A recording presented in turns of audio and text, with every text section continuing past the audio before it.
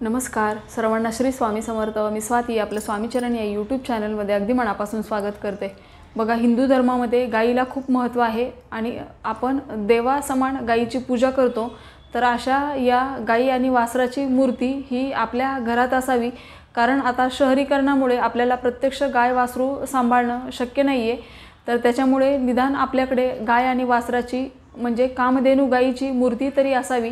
तर आजच्या व्हिडिओमध्ये अशी ही गाय वासराची पूजा केल्याने काय फायदे होतात आणि त्याची आपल्याकडे मूर्ती का असावी, ती देवाऱ्यामध्ये कुठे कशी ठेवावी आणि मूर्ती ही कशी आणावी, तर याबद्दलचीच माहिती आपण आजच्या व्हिडिओमध्ये बघणार आहोत। तर आपल्याला आता शहरामध्ये गाय किंवा वासरू हे दररोज पूजा करायला मिळत नाही। तर जर आपल्या जवळपास कुठे गोशाळा असेल किंवा गायीचा गोठा असेल तर अशा ठिकाणी जाऊन आपण गायीची पूजा करावी। हिंदू धर्मामध्ये आपल्या गायीला खूप महत्त्व दिले आहे। गायीपासून मिळणाऱ्या प्रत्येक पदार्थाचं आपल्या आयुर्वेदिक शास्त्रामध्ये आपल्या शरीरासाठी खूप जास्त महत्त्व आहे। आपल्याला गायीपासून शेण मिळतं, गोमूत्र मिळतं, दूध, दही, तूप, लोणी असे वेगळे पदार्थ गायीपासून मिळतात आणि ते आपल्या शरीरासाठी खूप उपयुक्त आहेत। तर अशा या गायीची आपल्याला दररोज पूजा करायची असते। जर तुमच्या जवळपास कुठे गोशाळा असेल किंवा गायीचा गोठा असेल तर तिथे तुम्ही यथाशक्ती चारा दान करू शकता। बघा, गायीची पूजा केल्याने आपल्याला 33 कोटी देवांची पूजा केल्याचं पुण्य मिळतं। पण कुठलीही पूजा घरामध्ये करतो तर तेव्हा गायीसाठी नैवेद्य हा ठेवला जातो आणि गायीला एक नैवेद्य दिला जातो, कारण जेव्हा गायीला नैवेद्य देतो तेव्हा तो 33 कोटी देवांपर्यंत तो नैवेद्य पोहोचतो। त्याच्यामुळे आपल्याला अशा या गायीला दररोज जरी शक्य नाही झालं तरी आपल्याला जेव्हा शक्य होईल तेव्हा असं थोडंसं का होईना पण अन्नदान करायचं आहे। गायीसाठी आपल्या यथाशक्ती चारा दान करायचा आहे। आता गायीची पूजा ही आपण मूर्ती स्वरूपात पण करू शकतो। तर आपल्या घरामध्ये छोटी का होईना पण गाय वासराची मूर्ती असावी, कारण गाय वासराची पूजा केल्याने आपला शुक्र आणि केतू ग्रह मजबूत होतो। त्यामुळे आपण आपल्या देवाऱ्यामध्ये एक छोटीशी गाय वासराची मूर्ती ठेवायची आहे। म्हणजे जी गाय आणि वासरासोबतची जी गायीची मूर्ती असते तर त्याला कामधेनू गाय म्हटलं जातं। तर अशी ही मूर्ती आपल्या प्रत्येकाच्या देवाऱ्यामध्ये असावी, कारण साक्षात बाळकृष्ण भगवानांनी स्वतःला गोपाल म्हणून घेतलं होतं। म्हणजे ते दररोज गायी चारायला न्यायचे, ते गायींची राखण करायचे, त्यांना गायी खूप प्रिय होत्या। आपल्या दत्त महाराजांना सुद्धा गायी खूप प्रिय होत्या। त्याच्यामुळे या गायी ही पूजनीय आहे। तर अशा या गायीची आपल्याला दररोज पूजा करायची आहे। आपल्या पत्रिकेमध्ये जर पितृदोष असेल तर आपल्याला हिरण्यदान करायला सांगितलं जातं, म्हणजे गोदान करायला सांगितलं जातं। गोदान केल्याने आपल्या पत्रिकेतील प्रखरातील प्रखर पितृदोष नष्ट होण्यास मदत होते। गोदान हे अशा व्यक्तीला करावं ज्या ठिकाणी आपण गाय देतोय त्या व्यक्तीने त्या गायीचा नीट सांभाळ करावा। अशाच ठिकाणी आपल्याला गोदान करायचं असतं।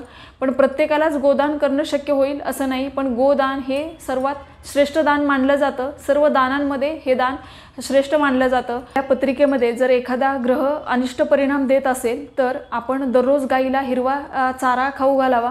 असं जर आपण सातत्याने काही दिवस केलं तर आपल्या पत्रिकेतील अनिष्ट ग्रह हे चांगले परिणाम देतात। जी मागामध्ये राहतो आणि आपल्याला दररोजच गायीची पूजा करता येईल असं नाही। त्यामुळे आपण एक छोटंसं गाय वासराची मूर्ती ही आपल्या देवाऱ्यामध्ये स्थापित करायची आहे। तर आता ही गाय वासराची मूर्ती आपल्याला देवाऱ्यामध्ये ठेवायची आहे, त्यामुळे तुम्ही ती पितळेची किंवा चांदीची आणावी। देवाऱ्यामध्ये आपण ज्या पण मूर्ती ठेवतो तर त्या भरीव असतात, आतून पोकळ नसावी। वासराची मूर्ती आणताना आपल्याला ती वासरासोबत आणायची। म्हणजे बघा, इथे छोटंसं वासरू आहे आणि ते गाईचं दूध पिते, अशा पद्धतीची मूर्ती ही आपल्याला आणायची आणि गायीने तिचं तोंड हे वासराकडे फिरवलंय, अशा पद्धतीची मूर्ती आपल्याला आणायची आहे। बघा, इथे 2 शिंग आहेत, कान, गायीच्या गळ्यामध्ये छोटीशी घंटा आहे। तर अशा पद्धतीची गाई वासराची मूर्ती ही कामधेनू गाय म्हटलं जातं या गायीला। तर अशी मूर्ती आपल्याला छोटीशी गाय वासराची आणायची आहे। गायीची मूर्ती ही वासरासोबत असण्याला खूप महत्त्व आहे। तर त्यामुळे आपण अशी ही चांदीची किंवा पितळेची छोटीशी मूर्ती आणायची आहे, ती आतून आपल्याला भरीव आणायची आहे। आता अशी मूर्ती तुम्ही कुठल्याही दिवशी घरी घेऊन येऊ शकता आणि आपण दररोज जशी देवांची पूजा करतो तशी अगदी पंचोपचारे आपल्याला या गाई वासराच्या मूर्तीची पूजा करायची असते। ही देवाऱ्यामध्ये ठेवताना माझ्या समोरची पूर्व दिशा आहे, तर अशा पद्धतीने आपल्याला ठेवायचे की गाईचं तोंड हे उत्तरेकडे होईल, ही उत्तर दिशा आहे।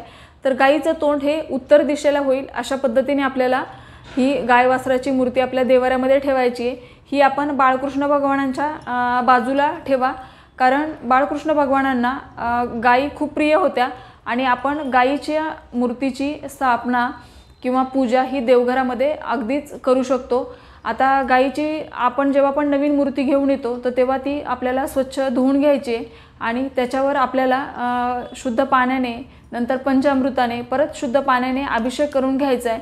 पंचोपचारे छान गायीची पूजा करायची आणि कुठल्याही शुभ दिवशी आपण अशी ही मूर्ती देवाऱ्यामध्ये आपल्या स्थापित करू शकतो।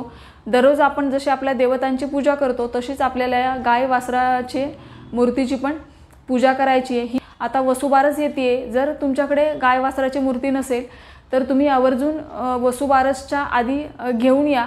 गाय वासराची पूजा केल्याने आपल्या घरातील दरिद्रता नष्ट होते। ज्याच्या घरामध्ये गाय असते तिथे कधीही कशाची कमी पडत नाही। आपण जेव्हा अशी गाय वासराच्या मूर्तीची पूजा करतो तर तेव्हा संतान प्राप्तीसाठी जर काही समस्या असतील तर संतान प्राप्तीचे योग तयार होण्यास मदत होते। आपल्या मुलांच्या बाबतच्या जर काही समस्या असतील तर त्याही निवारण होतं। तर त्याच्यामुळे आपण आपल्या देवाऱ्यामध्ये अशी गाय वासराची मूर्ती ठेवा। आता जर तुमच्याकडे खूप जास्त मोठी मूर्ती असेल तर ती आपण देवाऱ्यामध्ये ठेवू नये। देवाऱ्यामध्ये ठेवण्यासाठी शक्यतो छोटीच मूर्ती घ्यावी। जर तुमच्याकडे चिनी मातीची किंवा इतर धातूची मूर्ती असेल तर ती तुम्ही घरामध्ये उत्तर दिशेला किंवा पूर्व दिशेला पण ठेवू शकता। पण देवाऱ्यामध्ये ठेवण्यासाठी आपल्याला अशी ही कामधेनू गायीची छोटीशी मूर्ती आणायची। मी गाई वासराची पूजा केल्याने आपल्याला खूप चांगले परिणाम बघायला मिळतात आपल्या आयुष्यामध्ये। तर अशी प्रत्येकाने आपल्या घरामध्ये ही छोटीशी गाय वासराची मूर्ती आणा आणि जर तुमच्या जवळपास कुठे गायीचा गोठा किंवा गोशाळा असेल तर आपल्या यथाशक्ती आपल्याला जसं शक्य होईल तसं आपण गायीसाठी चारा दान करायचा आहे। पंचमहायज्ञामध्ये एक यज्ञ सांगितला आहे, तो म्हणजे गाईला एक तरी घास आपण द्यायचा आहे। म्हणजे आपण दररोज जो स्वयंपाक बनवतो त्याच्यातली एक पोळी ही आपण गाईसाठी द्यावी।